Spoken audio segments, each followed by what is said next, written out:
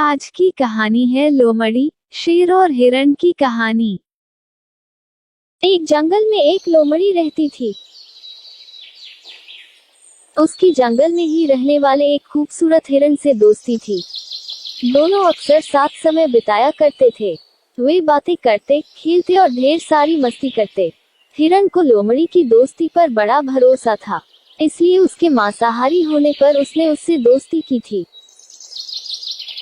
जंगल के अन्य जानवर उसे लोमड़ी से दूर रहने की सलाह देते, लेकिन उसे भरोसा था कि दोस्ती की खातिर लोमड़ी उसे कभी नुकसान नहीं पहुंचाएगी। एक दिन एक बूढ़ा शेर जंगल में आया। शिकार की तलाश करते हुए वह नदी किनारे पहुंचा। वहां नदी के दूसरे किनारे पर उसे हिरण नजर आया, जो लोमड़ी के साथ खेल रहा था। हिरण को देखकर शेर के मुंह में पानी आ गया और वह उसका मांस खाने की योजना बनाने लगा।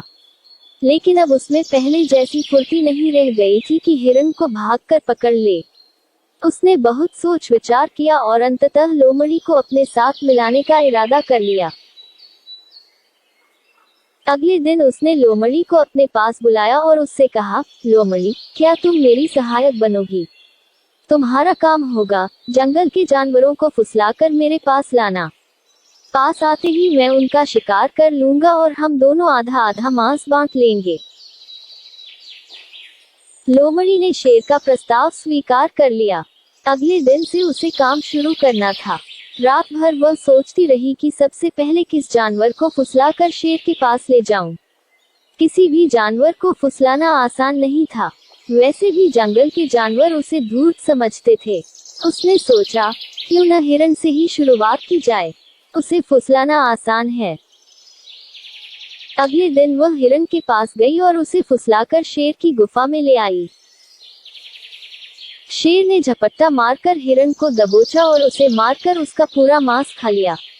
लोमड़ी खड़ी देखती रह गई। बाद में उसने शेर से शिकायत की, तुमने वादा किया था कि आधा मांस तुम मुझे दोगे, लेकिन तुम पूरा मांस खा गए। तुमने मेरा भरोसा तोड़ा है।